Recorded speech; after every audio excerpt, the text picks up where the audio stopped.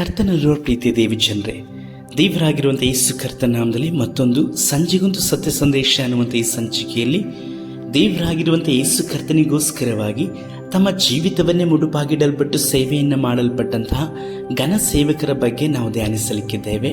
ವಾರಕ್ಕೊಂದು ಮಿಷನರಿಗಳ ಜೀವನ ಚರಿತ್ರೆ ಅನ್ನುವಂತಹ ಈ ಸಂಚಿಕೆಯಲ್ಲಿ ನಾವು ಕರ್ತನ ಸಮ್ಮುಖದಲ್ಲಿ ಪ್ರಾರ್ಥನೆಯೊಟ್ಟಿಗೆ ಈ ಸಂದೇಶವನ್ನು ಕೇಳಲಿಕ್ಕಾಗಿ ನಮ್ಮನ್ನು ಒಪ್ಪಿಸಿಕೊಡುವ. ಭೂಮಿ ಆಕಾಶಗಳನ್ನು ಉಂಟು ಮಾಡಿದಂಥ ನಮ್ಮ ಸರ್ವಶಕ್ತನಾದ ದೇವರೇ, ಲೋಕದ ಎಲ್ಲ ಜನಗಳು ರಕ್ಷಣೆ ಹೊಂದಬೇಕೆಂಬುದಾದಂಥ ಮಹದಾಸೆಯಿಂದ ಇಂದಿಗೂ ಸಹ ಜನಗಳನ್ನು ನಿನ್ನ ರಾಜ್ಯಕ್ಕಾಗಿ ನೀತಿಗೋಸ್ಕರವಾಗಿಯೂ ನಿಂತುಕೊಳ್ಳುವ ಹಾಗೆಯೂ ಮಾತ್ರವಲ್ಲದೆ ಅನೇಕರಿಗೆ ಸುವಾರ್ತೆಯನ್ನು ಸಾರುವ ಹಾಗೆ ನಿನ್ನ ಆತ್ಮನಿಂದ ಅಭಿಷೇಕಿಸಲ್ಪಟ್ಟು ಅವರ ಪ್ರಾರ್ಥನೆ ವಿಜ್ಞಾಪನೆಗಳನ್ನು ಕೇಳುತ್ತಾ ಅದ್ಭುತ ಸೂಚಕ ಮಹತ್ಕಾರ್ಯಗಳನ್ನು ಮಾಡುತ್ತಾ ಇರುವಂಥ ಕೃಪೆಗಾಗಿ ಸ್ತೋತ್ರ ಅಪ್ಪ. ಈ ದಿವಸವೂ ಸಹ ನಿನಗೋಸ್ಕರವಾಗಿ ನಿಮ್ಮ ರಾಜ್ಯಕ್ಕಾಗಿ ಸೇವೆಯನ್ನು ಮಾಡಿದಂತಹ ಘನ ಸೇವಕರ ಬಗ್ಗೆ ಧ್ಯಾನಿಸುತ್ತಾ ಇರುವಂಥ ನಮ್ಮನ್ನು ಕೇಳುತ್ತಾ ಇರುವಂಥ ಒಬ್ಬೊಬ್ಬರನ್ನು ಸ್ವಾಮಿ ನೀವು ಅಭಿಷೇಕ ಮಾಡಿ ನಿಮ್ಮ ರಾಜ್ಯದಲ್ಲಿ ಅವರು ಬಹಳವಾಗಿ ಫಲವನ್ನು ಕೊಡುವ ರೀತಿಯಲ್ಲಿ ಈ ಲೋಕದಲ್ಲಿ ನಿಮಗೆ ಸಾಕ್ಷಿಯಾಗಿ ಮೆಚ್ಚುಗೆಯಾಗಿ ಜೀವಿಸುವಂತಹ ಪವಿತ್ರಾತ್ಮನ ಅಭಿಷೇಕದಿಂದಲೂ ಬಲದಿಂದ ತುಂಬಿಸಿ ಉಪಯೋಗಿಸಿರಿ. ನಮ್ಮ ರಕ್ಷಕನಾದ ಯೇಸು ಕರ್ತನ ನಾಮದಲ್ಲಿ ತಂದೆಯೇ, ಆಮೇನ್.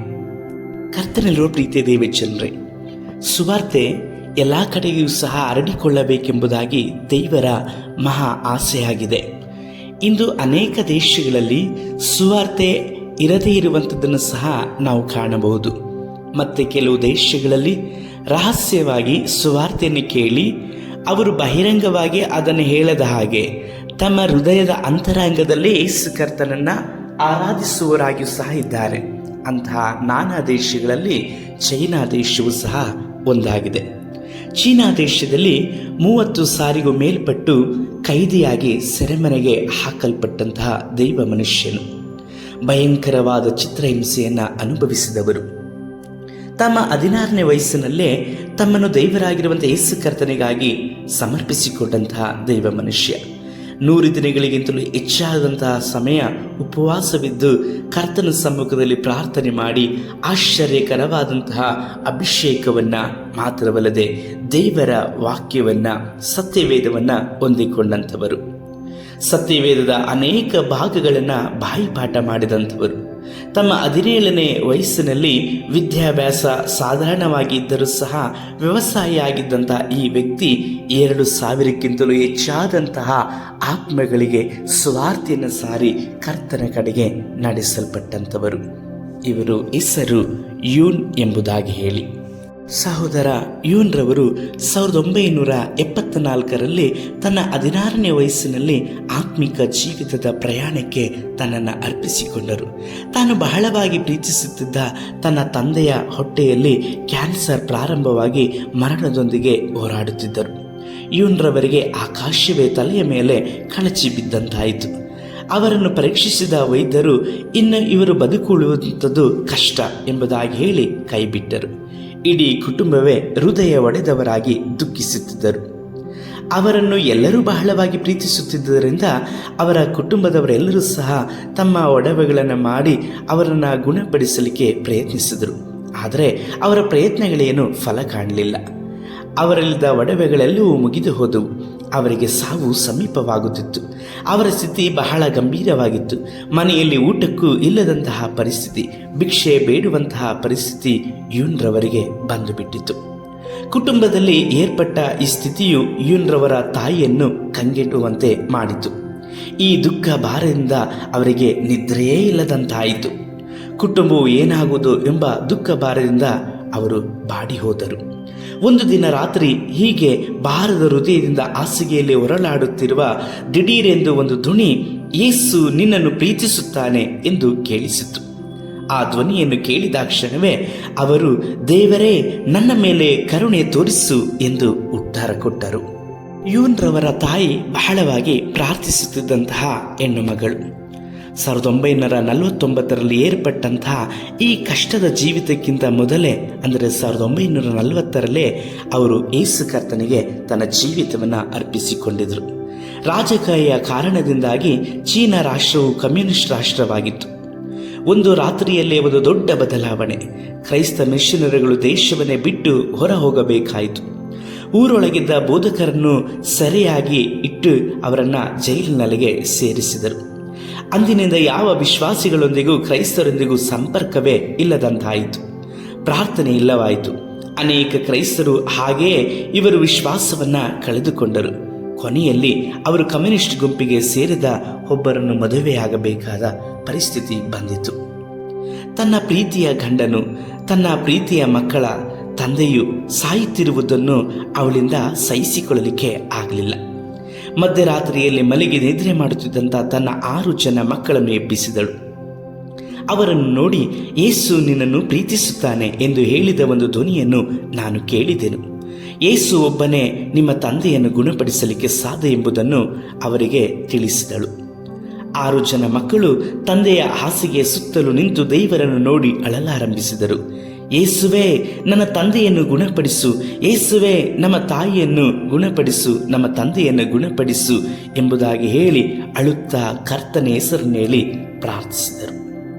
ಇವನು ಹಿಂದೆ ಎಂದೂ ತಿಳಿಯದಿದ್ದ ಆ ದೇವರನ್ನು ನೋಡಿ ಪ್ರಾರ್ಥಿಸಿದನು. ದೇವರೇ, ನನ್ನ ಪ್ರಾರ್ಥನೆಯನ್ನು ಕೇಳಿ ಉತ್ತರವನ್ನು ಕೊಟ್ಟು ನನ್ನ ತಂದೆಯನ್ನು ಗುಣಪಡಿಸುವಿಯಾದರೆ ನಿನ್ನನ್ನೇ ನಾನು ಹಿಂಬಾಲಿಸಿ ನಿಮ್ಮನ್ನೇ ಸೇವಿಸುತ್ತೇನೆ ಎಂದು ದೇವರಿಗೆ ಮಾತು ಕೊಟ್ಟು ಪ್ರಾರ್ಥಿಸಿದನು. ಮರುದಿನ ಬೆಳಿಗ್ಗೆ ಒಂದು ಅದ್ಭುತ ನಡೆಯಿತು. ಕೆಲವು ತಿಂಗಳುಗಳಿಂದಲೂ ಎದ್ದು ಕೂರಲು ಸಹ ಆಗದೇ ಇದ್ದ ಅವರ ತಂದೆಯು ಎದ್ದು ಕುಳಿತು ಊಟ ಮಾಡಿದರು. ಒಂದು ವಾರದೊಳಗೆ ಪೂರ್ಣವಾಗಿ ಗುಣ ಹೊಂದಿದರು. ಯೂನ್ರವರ ಕುಟುಂಬದಲ್ಲಿ ದೇವರ ಕೃಪೆಯನ್ನು, ಶಕ್ತಿಯನ್ನು ತಿಳಿದಿದ್ದು ಅದೇ ಆರಂಭ ದಿನವಾಯಿತು. ಯೂನ್ರವರ ತಂದೆ ತಾಯಿಗಳು ದೇವರಿಗೆ ಕೃತಜ್ಞತೆಯುಳ್ಳವರಾಗಿದ್ದರು. ದೇವರು ಅವರಿಗೆ ಮಾಡಿದ ಅದ್ಭುತಗಳನ್ನು ಕುರಿತು ತನ್ನ ಎಲ್ಲ ಬಂಧು ಬಾಂಧವರಿಗೂ ನೆರೆಹೊರೆಯವರಿಗೂ ತಿಳಿಸಲು ಆಸೆಪಟ್ಟರು. ಆ ದಿನಗಳಲ್ಲಿ ಕ್ರೈಸ್ತವ ಜೀವನ ಕೂಟಗಳನ್ನು ನಡೆಸುವುದು ಕಷ್ಟವಾಗಿತ್ತು. ಆದುದರಿಂದ ಕುಟುಂಬದ ಮಕ್ಕಳನ್ನು ನೆಂಟರ ಮನೆಗಳಿಗೆ ಕಳುಹಿಸಿ ಅಲ್ಲಿ ಏನೋ ಒಂದು ಹಬ್ಬವನ್ನು ಆಚರಿಸುವ ಹಾಗೆ ಮಾಡಿ ಈ ವಿಷಯವನ್ನು ವಿವರಿಸುವ ಏರ್ಪಾಡು ಮಾಡಿದರು. ಆದರೆ ಮಕ್ಕಳ ಬಳಿಯಲ್ಲಿ ಕೂಟವನ್ನು ಏರ್ಪಡಿಸಿದ ಉದ್ದೇಶವನ್ನು ತಿಳಿಸಿರಲಿಲ್ಲವಾದುದರಿಂದ ಆ ಬಂಧುಗಳು ಒಂದು ವೇಳೆ ಯೂನ್ನ ತಂದೆಯವರು ತೀರಿ ಹೋಗಿರಬಹುದು, ಶವ ಸಂಸ್ಕಾರದ ಆರಾಧನೆ ಇರಬಹುದೆಂದು ತಿಳಿದು ಎಲ್ಲರೂ ಅವರವರು ಉಟ್ಟ ಬಟ್ಟೆಯಲ್ಲೇ ಇವರ ಮನೆಗೆ ಬಂದು ಬಿಟ್ಟರು. ಆದರೆ ಯೂನ್ನ ತಂದೆಯವರು ಬಾಗಿಲಲ್ಲಿ ನಿಂತು ಇವರನ್ನು ಬರಮಾಡಿಕೊಂಡಿದ್ದು ಅವರೆಲ್ಲರಿಗೂ ಆಶ್ಚರ್ಯವನ್ನು ಉಂಟು ಮಾಡಿತು. ಎಲ್ಲರೂ ಅವರ ಮನೆಯಲ್ಲಿ ಒಂದುಗೂಡಿದರು. ಮರಣದ ಹಾಸಿಗೆಯಲ್ಲಿದ್ದ ಯೂನ್ರವರ ತಂದೆಯವರು ಯೇಸುವಿನ ಹೆಸರಿನಲ್ಲಿ ಆರೋಗ್ಯ ಹೊಂದಿದ್ದು ಅವರೆಲ್ಲರಿಗೂ ಆಶ್ಚರ್ಯವೂ ಸಂತೋಷವೂ ಆಗಿತ್ತು. ಎಲ್ಲರೂ ಮೊಣಕಾಲೂರಿ ಯೇಸು ಕರ್ತನನ್ನು ಅಂಗೀಕರಿಸಿಕೊಂಡು ದೇವರನ್ನು ಸ್ತುತಿಸಲು ಪ್ರಾರ್ಥಿಸಲು ಒಪ್ಪಿಸಿಕೊಟ್ಟರು.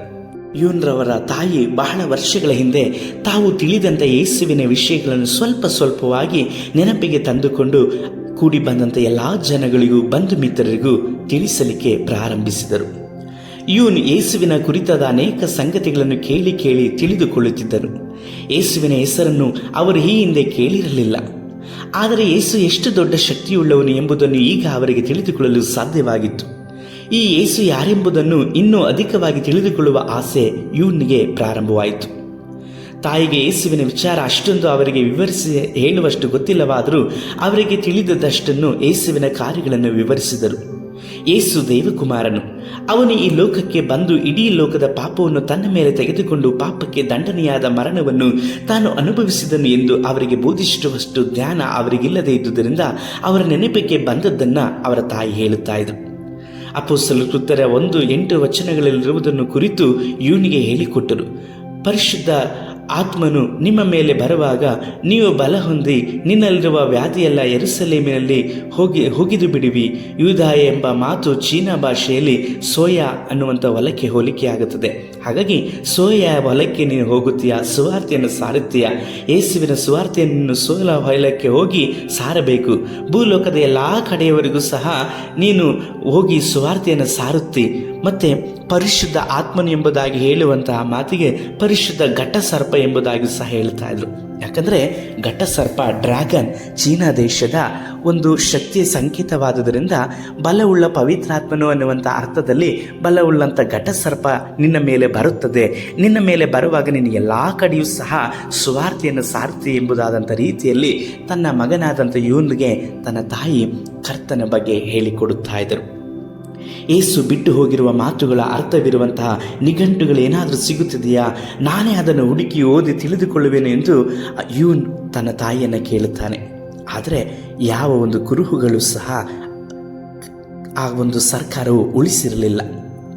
ದೇಶದಲ್ಲಿ ಮರೆಯಾಗಿ ಸೇವೆ ಮಾಡಲು ಬಯಸುವ ಸಭೆಗಳಲ್ಲಿ ಯೂನ್ನಂಥ ಮುಖಂಡರು ಹೇಳುವ ಕಾರ್ಯಗಳೇನೆಂದರೆ ಅವರಿಗೆ ಮೊದಲು ಬೇಕಾಗಿರುವುದು ಸತ್ಯವೇದ ಅನ್ನುವಂಥದ್ದೇ. ಯೂನ್ ಅನುಭವಗಳನ್ನು ದೇವರ ಕಾರ್ಯಗಳೊಂದಿಗೆ ಮಾತುಗಳೊಂದಿಗೆ ಸೇರಿಸಿ 1000 ಸಾರಿಗೂ ಮೇಲ್ಪಟ್ಟು ಜನರಿಗೆ ಹೇಳಿಯಾಯಿತು. ಆದರೂ ಬಾಯಿ ಮಾತಿನಲ್ಲಿ ತಿಳಿದುಕೊಳ್ಳುವುದಕ್ಕಿಂತಲೂ ಅವರಿಗಾಗಿಯೇ ದೇವರ ವಾಕ್ಯನ್ನು ಇನ್ನೂ ತಿಳಿದುಕೊಳ್ಳಬೇಕೆಂಬ ದಾಹವು ಅವರಲ್ಲಿ ಹೆಚ್ಚಾಗಿತ್ತು. ಯಾಕಂದರೆ ಅವರು ದೇವರನ್ನು ಅತಿಯಾಗಿ ಪ್ರೀತಿಸಲಿಕ್ಕೆ ಪ್ರಾರಂಭ ಮಾಡಿದ್ದನು. ಯೂನ್ ತನ್ನ ತಾಯಿಯಿಂದ ಯೇಸುವಿನ ವಿಷಯವಾಗಿ ಅಲ್ಪ ಸ್ವಲ್ಪವಾಗಿ ತಿಳಿದುಕೊಂಡದ್ದು ಅವನಿಗೆ ತೃಪ್ತಿಕರವಾಗಿರಲಿಲ್ಲ. ಇನ್ನೂ ಹೆಚ್ಚು ತಿಳಿದುಕೊಳ್ಳಬೇಕೆಂಬ ಆಸೆ ಯೂನ್ನಲ್ಲಿ ದಿನೇ ದಿನೇ ಹೆಚ್ಚುತ್ತಾಯಿತು.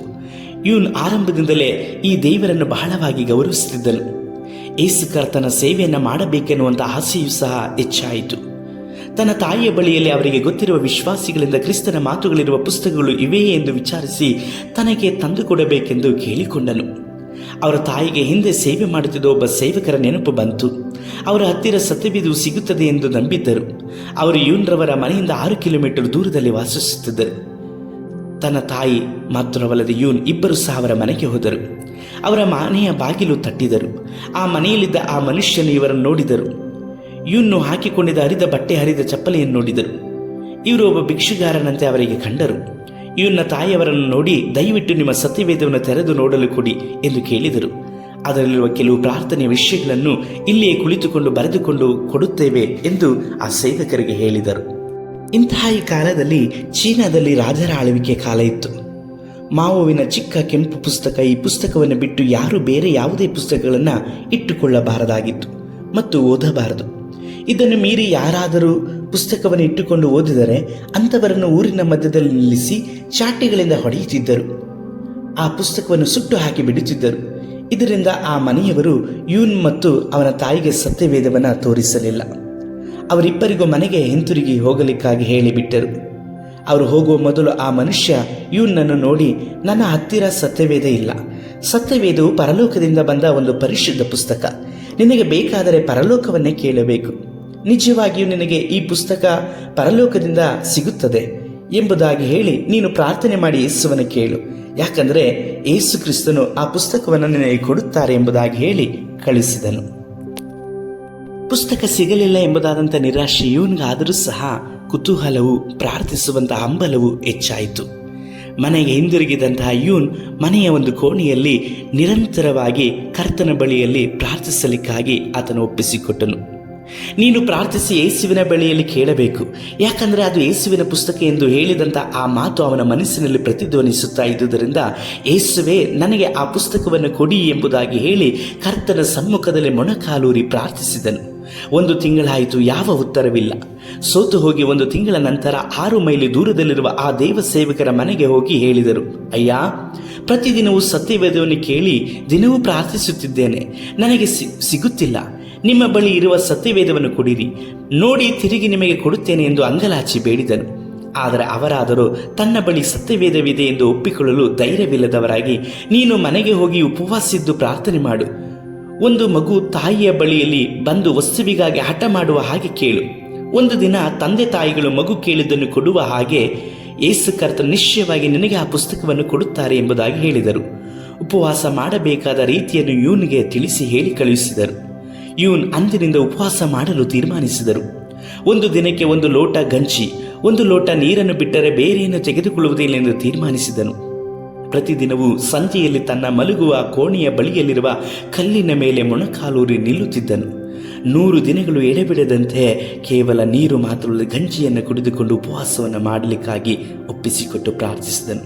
ಕೆಲವು ದಿನಗಳು ಹಾಗೆಯೇ ಪ್ರಾರ್ಥಿಸುತ್ತಾ ನೆಲದ ಮೇಲೆ ಹಾಗೆ ನಿದ್ರಿಸುತ್ತಾ ಇದ್ದರು. ಹೀಗೆ ಒಂದು ದಿನ ಪ್ರಾರ್ಥಿಸುತ್ತಾ ಇರುವಾಗಲೇ ಅವರಿಗೆ ನಿದ್ರಿಸುತ್ತಿರುವಂತಹ ಸಮಯದಲ್ಲೂ ಸಹ ದರ್ಶನ ಉಂಟಾಯಿತು. ಯೂನ್ ಆ ದರ್ಶನದಲ್ಲಿ ಒಂದು ಹಳೆಯ ಚಿಕ್ಕ ತಳ್ಳುವ ಗಾಡಿಯನ್ನು ತಾನು ಒಂದು ಗ್ರಾಮಕ್ಕೆ ಹೋಗುತ್ತಿರುವ ಹಾಗೆ ದರ್ಶನವನ್ನು ಕಂಡರು. ಆ ಗ್ರಾಮಕ್ಕೆ ಅವರು ತನ್ನ ಕುಟುಂಬಕ್ಕಾಗಿ ಆಹಾರ ಪದಾರ್ಥಗಳನ್ನು ತರುವುದಕ್ಕಾಗಿ ಹೋಗುತ್ತಿದ್ದರು. ಆ ತಳ್ಳುವ ಗಾಡಿಯು ಸರಿಯಾದ ಸ್ಥಿತಿಯಲ್ಲಿ ಇಲ್ಲವಾದುದರಿಂದ ಅದನ್ನು ತಳ್ಳುವುದೇ ಒಂದು ದೊಡ್ಡ ಕಷ್ಟಕರವಾಗಿತ್ತು. ಅದಲ್ಲದೆ ಆ ಗ್ರಾಮವು ಬೆಟ್ಟ ಗುಡ್ಡಗಳಿಂದ ಕೂಡಿದ ಪ್ರದೇಶವಾದುದರಿಂದ ಬಹಳ ದಿನಗಳು ಅವರು ಉಪವಾಸ ಮಾಡಿದರಿಂದಲೂ ಅವರು ಬಹಳ ಬಲಹೀನರಾಗಿದ್ದರು. ಉಪವಾಸದಿಂದ ಬಲಹೀನರಾದರೂ ಸಹ ಬಹಳ ಪ್ರಯಾಸದಿಂದ ಆ ಗಾಡಿಯನ್ನು ತಳ್ಳುತ್ತಿದ್ದರು. ಗ್ರಾಮವನ್ನು ಸೇರುವುದಕ್ಕೆ ಸ್ವಲ್ಪ ಮೊದಲು 3 ಮನುಷ್ಯರು ಅದೇ ಮಾರ್ಗದಲ್ಲಿ ಮೇಲಿಂದ ಕೆಳಗೆ ಇಳಿದು ಬರುತ್ತಿದ್ದರು. ಅವರು ಒಂದು ಒಳ್ಳೆಯ ಗಾಡಿಯನ್ನು ತಳ್ಳಿಕೊಂಡು ಬಂದರು. ಅದರಲ್ಲಿ ಅನೇಕ ವಿಧವಾದ ವಸ್ತುಗಳಿರುವುದನ್ನು ಕಂಡರು. ಆ 3 ಮಧ್ಯದಲ್ಲಿ ಒಬ್ಬ ವಯಸ್ಸಾದ ಮನುಷ್ಯರಿದ್ದರು. ಅವರು ಇವನನ್ನು ನೋಡಿ, ನಿನಗೆ ತಿನ್ನುವುದಕ್ಕೆ ಏನಾದರೂ ಇಟ್ಟುಕೊಂಡಿರುವೆಯಾ ಎಂದು ಕೇಳಿದರು. ಅವರು ಹಾಗೆ ಹೇಳಿದ ಆ ಕ್ಷಣ ಇವನಿಗೆ ಬಹಳ ಅಳು ಬಂದು ಬಿಟ್ಟಿತು. ಅಳಲಾರಂಭಿಸಿದರು. ಏಕೆಂದರೆ ಅವರ ಜೀವಿತ ಕಾಲದಲ್ಲೆಲ್ಲ ಯಾವಾಗಲೂ ಅವರು ಕೇಳಿಯೇ ತಿಂದಿದ್ದರು. ಇದುವರೆಗೂ ತಾವಾಗಿಯೇ ಮುಂದೆ ಬಂದು ಊಟವನ್ನು ಕೊಟ್ಟಿರಲಿಲ್ಲ. ಆದುದರಿಂದ ಆ ಮಾತು ಅವರ ಹೃದಯವನ್ನು ತಟ್ಟಿತು. ಆದುದರಿಂದಲೇ ಅವರು ಅತ್ತು ಬಿಟ್ಟರು. ನನ್ನ ಹತ್ತಿರ ಊಟ ಮಾಡುವುದಕ್ಕೆ ಏನೂ ಇಲ್ಲ, ಮನೆಯವರಿಗೆ ಆಹಾರ ಪದಾರ್ಥಗಳನ್ನು ತೆಗೆದುಕೊಂಡು ಹೋಗಲು ಇಲ್ಲಿಗೆ ಬಂದಿದ್ದೇನೆ ಎಂದರು. ಆ ವೃದ್ಧರು ಪಕ್ಕದಲ್ಲಿದ್ದ ಇನ್ನೊಬ್ಬ ಮನುಷ್ಯನನ್ನು ನೋಡಿ, ಈ ಹುಡುಗನಿಗೆ ಆ ಕೆಂಪು ಬಟ್ಟೆಯಲ್ಲಿ ಸುತ್ತಿರುವ ಪೊಟ್ಟಣವನ್ನು ಕೊಡು ಎಂದರು. ಅವರು ಅದನ್ನು ತೆಗೆದುಕೊಟ್ಟರು. ಗ್ರಾಮದ ಪಕ್ಕದಲ್ಲಿರುವವರೇ ಎಂದು ಇವನಿಗೆ ತಿಳಿಯಿತು. ಆದರೆ ಅವರು ಕ್ರೈಸ್ತರೆಂದು ಇವರಿಗೆ ತಿಳಿದಿರಲಿಲ್ಲ. ಉದ್ದವಾದ ದಾಡಿಯನ್ನು ಬಿಟ್ಟಿದ್ದ ಆ ವೃದ್ಧರು, ಇದು ಜೀವದ ರೊಟ್ಟಿ, ಈ ರೊಟ್ಟಿಯನ್ನು ಸಾಕೆನ್ನುವವರಿಗೆ ಇದು ಮುಗಿಯುವುದಿಲ್ಲವೆಂದರು. ಇವನು ಬಹಳ ಬಡವರು, ಬಹಳ ಹಸಿವಿನಿಂದ ಇದ್ದರು. ಆದುದರಿಂದ ಪೊಟ್ಟಣವನ್ನು ಕೈ ಹಾಕಿ ಒಂದು ರೊಟ್ಟಿಯನ್ನು ತೆಗೆದು ಕಚ್ಚಿದರು. ಅದು ಸತ್ಯವೇದದ ಮಾರ್ಪಟ್ಟಿತು. ಸತ್ಯವೇಗವಾಗಿ ಅದು ಮಾರ್ಪಟ್ಟಿತು. ಇವನ ಆಶ್ಚರ್ಯಕ್ಕೆ ಮಿತಿಯೇ ಇಲ್ಲ. ತನ್ನ ಸಂತೋಷವನ್ನು ಬಚ್ಚಿಟ್ಟುಕೊಳ್ಳಲಾಗದೆ, ಯೇಸುವೇ ನಿಮಗೆ ಸ್ತೋತ್ರ, ಯೇಸುವೇ ನಿಮಗೆ ಸ್ತೋತ್ರ ಎಂಬುದಾಗಿ ಹೇಳಿ ಬಾಗಿಲು ತೆರೆಯುವಂತಹ ಮೊದಲೇ ನನಗೆ ಸತ್ಯವೇದವನ್ನು ತಂದಿರುವಿರಾ ಎಂದು ಕೇಳಿದರು. ಆಗ ಬೆಳಗಿನ ಜಾವ 4 ಗಂಟೆಯಾಗಿತ್ತು. ಇವನು ನನಗೆ ರೊಟ್ಟಿ ತಂದಿರುವಿರಾ ಎಂದು ತಿರುಗಿ ಕೇಳಿದರು. ಹೌದು ಎಂದರು. ಆ ಮನುಷ್ಯ, ಅದು ಸತ್ಯವೇದ ತಾನೆ ಎಂದು ಆತುರದಿಂದ ಕೇಳಿದರು. ಹೌದು ಎಂದರು ಆ ವ್ಯಕ್ತಿ. ಇವನ್ ಆ ವೇದಾಗಮನಕ್ಕಾಗಿ ಬಾಗಿಲನ್ನು ತೆರೆದರು. ಇವನ್ ದರ್ಶನದಲ್ಲಿ ಕಂಡ ಅದೇ 2 ಮನುಷ್ಯರು. ಇವರಿಗೆ ಬಹಳ ಆಶ್ಚರ್ಯವಾಯಿತು. ಕೆಂಪು ಬಟ್ಟೆಯಲ್ಲಿ ಸುತ್ತಿದ್ದ ಅದೇ ಪೊಟ್ಟಣವಿತ್ತು. ಇವನ್ ಅವರಿಬ್ಬರನ್ನು ಒಳಗೆ ಕರೆದನು. ಒಳಗೆ ಬಂದ ತಕ್ಷಣ ಆ ಕೆಂಪು ಪೊಟ್ಟಣವನ್ನು ಅವರು ಇವನ್ನ ಕೈಗೆ ಕೊಟ್ಟರು. ಇವನ್ ಅದನ್ನು ತೆಗೆದು ನೋಡಿದರು. ಅವರಿಗಾದ ಆನಂದಕ್ಕೆ ಮಿತಿಯೇ ಇಲ್ಲವಾಯಿತು. ಹಾಗೆ ಮೊಣಕಾಲೂರು ದೇವರಿಗೆ ಸ್ತೋತ್ರ ಸಲ್ಲಿಸಿದರು. ಈ ಪುಸ್ತಕವನ್ನು ಹಸಿವಿನಿಂದ ಇರುವ ಮಗು ರೊಟ್ಟಿ ಸಿಕ್ಕಿದ ಹಾಗೆ ಅವರು ಆತುರದಿಂದ ತಿನ್ನುತ್ತಾನೋ ಅನ್ನುವಂಥ ರೀತಿಯಲ್ಲಿ ಉಪಯೋಗಿಸ್ತೇನೆ ಎಂಬುದಾಗಿ ಹೇಳಿ ತೀರ್ಮಾನಿಸಿಕೊಂಡರು. ಈ ಹಸಿವೆಯನ್ನು ನಾನು ಯಾವಾಗಲೂ ಕಾಪಾಡಿಕೊಳ್ಳುತ್ತೇನೆ. ನನಗೆ ಸೇವೆ ಮಾಡುವಂಥ ಹಸಿವು ಬೇಕು. ಅದಕ್ಕಾಗಿ ನನ್ನನ್ನು ಒಪ್ಪಿಸಿಕೊಟ್ಟು ಹರಕೆ ಮಾಡಿಕೊಂಡು ಕರ್ತನಿಗೆ ಒಪ್ಪಿಸಿಕೊಡುತ್ತೇನೆ ಎಂಬುದಾಗಿ ಒಪ್ಪಿಸಿಕೊಟ್ಟರು. ಕೆಲವು ದಿನಗಳ ಹಿಂದೆ ತನಗೆ ಸತ್ಯವೇದನ್ನು ಕೊಟ್ಟ ಆ ವ್ಯಕ್ತಿ ಚೀನಾದಲ್ಲಿ ನಡೆದ ಮತ ಪ್ರಚಾರದ ಸಮಯದಲ್ಲಿ ಕ್ರಿಸ್ತನನ್ನು ಅಪಾರವಾಗಿ ಪ್ರೀತಿಸಿದ ಆ ವ್ಯಕ್ತಿಯನ್ನ ಚಿತ್ರಹಿಂಸೆ ಮಾಡಿದರು ಎಂಬುದಾಗಿ ಹೇಳಿ ಇವನಿಗೆ ಗೊತ್ತಾಯಿತು. ಈ ಸತ್ಯವೇದವನ್ನು ಇವನಿಗೆ ಕೊಡುವುದಕ್ಕೆ 3 ತಿಂಗಳ ಹಿಂದೆ ಅವರಿಗೆ ಒಂದು ದರ್ಶನವಾಯಿತಂತೆ. ಅದರಲ್ಲಿ ಬಚ್ಚಿಟ್ಟಿರುವ ಸತ್ಯವೇದವನ್ನು ಪಕ್ಕದ ಗ್ರಾಮದಲ್ಲಿರುವಂಥ ಒಬ್ಬ ಯೌವನಸ್ಥನಿಗೆ ಕೊಡಬೇಕೆಂಬುದಾಗಿ ಹೇಳಿ ದೇವರಾಗಿರುವಂಥ ಯೇಸು ಕರ್ತನು ಅವರಿಗೆ ದರ್ಶನವನ್ನು ಕೊಟ್ಟು ಹೇಳಿದರು. ಮಾತ್ರವಲ್ಲದೆ ಇವನಿಗೂ ಸಹ ಅದೇ ವ್ಯಕ್ತಿ ಸತ್ಯವೇದವನ್ನು ಕೊಡುತ್ತಿರುವ ಹಾಗೆ ದರ್ಶನವನ್ನು ದೇವರು ಕೊಡಲ್ಪಟ್ಟಿದ್ದರು. ಇದು ನೆರವೇರಲಿಕ್ಕೆ 5 ತಿಂಗಳಾಯಿತು. ಈ 5 ತಿಂಗಳು ಸಹ ಇವನ್ರವರು ಉಪವಾಸದಿಂದಲೂ ಕಣ್ಣೀರಿನಿಂದಲೂ ಸತ್ಯವೇದಕ್ಕೋಸ್ಕರವಾಗಿ ಪ್ರಾರ್ಥಿಸುತ್ತಾ ಇದ್ದರು. ಕೆಲವು ವರ್ಷಗಳ ಹಿಂದೆ ಒಂದು ಸ್ಥಳದಲ್ಲಿ ಬಚ್ಚಿಟ್ಟಿದ್ದ ಸತ್ಯವೇದವನ್ನು ತೋಡಿ ತೆಗೆದರಂತೆ. ಇನ್ನೊಬ್ಬ ಸಹೋದರನನ್ನು ಜೊತೆಗೆ ಕರೆದುಕೊಂಡು ದೇವರು ತೋರಿಸಿದ ಆ ಯೌವನಸ್ಥ ಹುಡುಗನಿಗೆ ಕೊಡಲು ಅವನನ್ನು ಹುಡುಕಿಕೊಂಡು ಆ ಗ್ರಾಮಕ್ಕೆ ಬಂದ ಇವನು ಸಿಕ್ಕಿದಾಗ ಅವನಿಗೆ ಸತ್ಯವೇದವನ್ನು ಕೊಟ್ಟರು. ಸತ್ಯವೇದ ಸಿಕ್ಕಿದ ತಕ್ಷಣವೇ ಇವನ್ ಅದನ್ನು ಅವಸರವಾಗಿ ಅದನ್ನು ಓದಲು ಆರಂಭಿಸಿದರು. ಈಗ ಅವರಿಗೆ ಒಂದು ಸಮಸ್ಯೆ ಎದುರಾಯಿತು. 3ನೇ ತರಗತಿಯವರೆಗೆ ಮಾತ್ರ ಓದಿದ್ದಂಥ ಇವನವರಿಗೆ ಅದರಲ್ಲಿ ಸುಲಭವಾಗಿ ಅರ್ಥವಾಗುವಂಥವುಗಳು ಇದ್ದರೆ ಮಾತ್ರವೇ ಅರ್ಥವಾಗುತ್ತಿತ್ತು. ಕೆಲವು ಮಾತುಗಳು ಅವರಿಗೆ ಅರ್ಥವಾಗುತ್ತಿರಲಿಲ್ಲ. ಅವರು ಒಬ್ಬ ವಿದ್ಯಾವಂತರ ಬಳಿಗೆ ಹೋಗಿ ಅರ್ಥಗಳನ್ನು ಕೇಳಿ ತಿಳಿದುಕೊಳ್ಳಲಿಕ್ಕೆ ಬಯಸಿದರು. ಇವರಿಗೆ ಅರ್ಥ ಮಾಡಿಕೊಳ್ಳಲು ಬಹಳ ಕಷ್ಟವಾಗುತ್ತಿತ್ತು.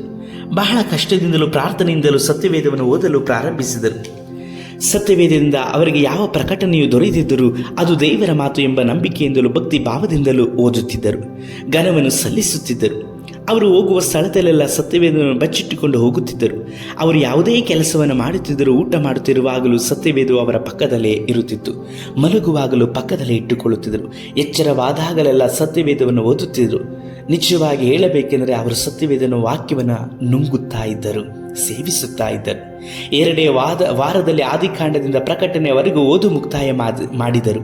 ಮತ್ತಾಯನು ಬರೆದ ಸುವಾರ್ತೆಯನ್ನು 1 ತಿಂಗಳಲ್ಲಿ ಬಾಯಿಪಾಠ ಮಾಡಿದರು. ಮಾರ್ಕ, ಲೂಕ, ಯೋಹಾನ ಬರೆದ ಸುವಾರ್ತೆಯನ್ನು ತಿರುಗಿ ಓದಿ ಅಪೊಸ್ತಲರ ಹಾಗೆ ಅವರು ಬಾಯಿಪಾಠ ಮಾಡಿದರು. ಆ ಸಮಯದಲ್ಲಿ ಪವಿತ್ರಾತ್ಮನು ಅವರೊಂದಿಗೆ ಮಾತನಾಡಿದರು. ಅಪೊಸ್ತಲರ ಕೃತ್ಯ 1:8 ತನಕವಾಗಿ ಓದುತ್ತಿರುವಾಗ ನಿಲ್ಲಿಸಿ ಇನ್ನೂ ಆಳವಾಗಿ ಓದಲು ಆರಂಭಿಸಿದರು. ಆಗ ಅವರ ತಾಯಿ ಹತ್ತಿರ ಹೋಗಿ, ಅಮ್ಮ, ಅಂದು ನೀವು ಹೇಳುತ್ತಿದ್ದರಲ್ಲ, ಘಟಸರ್ಪ ಬರುವಾಗ ನೀವು ಬಲ ಹೊಂದಿ ಹೇಳಿದರಲ್ಲಮ್ಮ, ಅದು ಹಾಗಲ್ಲ ಅಮ್ಮ, ಅದು ಪರಿಶುದ್ಧ ಆತ್ಮ ಎಂದು ಹೇಳಿದರು. ಸೋಯವಲ್ಲ ಅಲ್ಲ ಅಮ್ಮ, ಭೂಲೋಕದ ಕಟ್ಟ ಕಡೆಯವರೆಗೂ ಸುವಾರ್ತೆ ಸಾರಲ್ಪಡುತ್ತದೆ ಎಂಬುದಾಗಿ ಹೇಳಿದ್ದಾರಮ್ಮ. ಪರಿಶುದ್ಧಾತ್ಮನ ಕುರಿತು ನನಗೆ ವಿವರಿಸಿ ಹೇಳುವಿರಾ ಅಂದರು. ಅವರ ತಾಯಿಗೆ ಪವಿತ್ರಾತ್ಮನ ಬಗ್ಗೆ ತಿಳಿಯದಿದ್ದರಿಂದ ಅವರಿಗೆ ಇದನ್ನು ಕುರಿತು ವಿವರಿಸಿ ಹೇಳಲು ಸಾಧ್ಯವಾಗಲಿಲ್ಲ. ಆದರೆ ಅವರು ಇವನಿಗೆ ಹೇಳಿದ್ದು ಸತ್ಯವೇದಕ್ಕಾಗಿ ಪ್ರಾರ್ಥಿಸಿದೆಯಲ್ಲ, ಹಾಗೆಯೇ ಪವಿತ್ರಾತ್ಮನಿಗಾಗಿ ಪ್ರಾರ್ಥಿಸು. ಸತ್ಯವೇದವನ್ನು ಕೊಟ್ಟಂಥ ದೇವರು ಪವಿತ್ರಾತ್ಮನನ್ನು ಸಹ ನಿನಗೆ ಕೊಡುತ್ತಾರೆ ಎಂಬುದಾಗಿ ಹೇಳಿದರು. ಇವನಿಗೆ ಅದು ಸರಿ ಎಂಬುದಾಗಿ ಅನಿಸಿತು. ಪರಿಶುದ್ಧಾತ್ಮನನ್ನು ತಾನು ಹೊಂದಿಕೊಳ್ಳುವುದಕ್ಕೋಸ್ಕರವಾಗಿ ಅಗತ್ಯವಾಗಿ ಅವರು ಬೇಕೆಂಬುದಾಗಿ ಹೇಳಿ ಹಠವಿಡಿದು ದೇವರ ಸಮ್ಮುಖದಲ್ಲಿ ವೈರಾಗ್ಯದಿಂದ ಸತ್ಯವೇದವನ್ನು ಓದುತ್ತಲೂ ಪವಿತ್ರಾತ್ಮನಿಗೋಸ್ಕರವಾಗಿ ಪ್ರಾರ್ಥಿಸಲಿಕ್ಕಾಗಿ ಒಪ್ಪಿಸಿಕೊಟ್ಟರು. ವೈರಾಗ್ಯದಿಂದ ಹತ್ತಿ ಉರಿಯಲಿಕ್ಕಾಗಿ ಒಪ್ಪಿಸಿಕೊಟ್ಟರು. ಪರಿಶುದ್ಧಾತ್ಮನು ತನ್ನ ಮೇಲೆ ಇಳಿದು ಬರಬೇಕೆಂದು ಕೇಳಲು ಪ್ರಾರಂಭಿಸಿದರು. ಅವರ ಹಾಸಿಗೆಯ ಪಕ್ಕದಲ್ಲಿದ್ದ ಕಲ್ಲಿನ ಮೇಲೆ ಮೊಣಕಾಲೂರಿ ಪ್ರಾರ್ಥಿಸಲು ಒಪ್ಪಿಸಿಕೊಟ್ಟು ಪ್ರಾರ್ಥನೆ ಮಾಡಿದರು. ಅವರ ಪಕ್ಕದಲ್ಲಿ ಒಂದು ಮೇಣದ ಬತ್ತಿ ಉರಿಯುತ್ತಲೇ ಇತ್ತು. ಆಗಾಗ ಸತ್ಯವೇದವನ್ನು ತೆಗೆದು ಓದುತ್ತಾ ನಿರಂತರವಾಗಿ ಪವಿತ್ರಾತ್ಮನ ಹೊಂದಿಕೊಳ್ಳಲಿಕ್ಕಾಗಿ ತಮ್ಮನ್ನು ಸಮರ್ಪಿಸಿಕೊಟ್ಟು ಪ್ರಾರ್ಥಿಸಿದರು. ಕರ್ತನಲ್ಲಿರುವ ಪ್ರೀತಿ ದೇವಜನರೇ, ಇಂದು ನಮ್ಮ ಬಳಿಯಲ್ಲಿ ಸತ್ಯವೇದ ಇದೆ. ಆ ಸತ್ಯವೇದವನ್ನು ನಾವು ಎಷ್ಟು ಬೆಲೆಯು ಗೌರವ ಕೊಡುವವರಾಗಿದ್ದೇವೆ. ಸತ್ಯವೇದ ಇದ್ದರೂ ಸಹ ಓದದೇ ಇರುವಂಥವರು ಇಂದು ಅನೇಕ ಮಂದಿ ಇದ್ದಾರೆ. ಆದರೆ ಇವನರವನ್ನು ಸತ್ಯವೇದದಕ್ಕೋಸ್ಕರವಾಗಿ 100 ದಿವಸಗಳು ಉಪವಾಸದ್ದು ಪ್ರಾರ್ಥನೆ ಮಾಡಿ 5 ತಿಂಗಳ ತನಕವಾಗಿ ನಿರಂತರವಾಗಿ ಕಣ್ಣೀರಿಟ್ಟು ಪ್ರಾರ್ಥನೆ ಮಾಡಿ ಅದನ್ನು ಹೊಂದಿಕೊಂಡರು. ಇಂದು ನಿಮ್ಮ ಬಳಿಯಲ್ಲಿ ಇರುವಂತಹ ಸತ್ಯವೇದಕ್ಕೆ ನೀವು ಕ್ರಯವನ್ನು ಸಲ್ಲಿಸ್ತಾ ಇದ್ದೀರಾ? ದೇವರ ಆತ್ಮನಿಗೋಸ್ಕರವಾಗಿ ಇವನರವರು ಹಂಬಲಿಸುತ್ತಾ ಪ್ರಾರ್ಥಿಸಿದರು. ಇಂದು ನೀವು ದೇವರಾತ್ಮನನ್ನು ಹೊಂದಿರುವಂಥ ನೀವು ದೇವರಾತ್ಮನ ಅನ್ಯೂನತೆಯಲ್ಲಿ ಐಕ್ಯತೆಯಲ್ಲಿ ಇದ್ದವರಾಗಿ ಕರ್ತನಿಗೆ ಮೆಚ್ಚುಗೆಯಾದಂಥ ಜೀವಿತವನ್ನು ಜೀವಿಸ್ತಾ ಇದ್ದೀರಾ? ಮುಂದಿನ ವಾರದಲ್ಲಿ ದೇವರ ಚಿತ್ತ ಬರೋಣ ತಡವಾಗುವುದಾದರೆ ಇವನರವರು ಪವಿತ್ರಾತ್ಮನನ್ನು ಹೊಂದಿಕೊಂಡರ ಇಲ್ಲವಾ ಎಂಬುದಾಗಿ ಹೇಳಿ ನಾವು ತಿಳಿದುಕೊಳ್ಳೋಣ. ಈ ದಿವಸ ಸಮಯವಾಯಿತು. ನಾವು ಪ್ರಾರ್ಥನೆಯೊಟ್ಟಿಗೆ ಕರ್ತನ ಕರಗಳಿಗೆ ಸಮರ್ಪಿಸಿಕೊಳ್ಳೋಣ.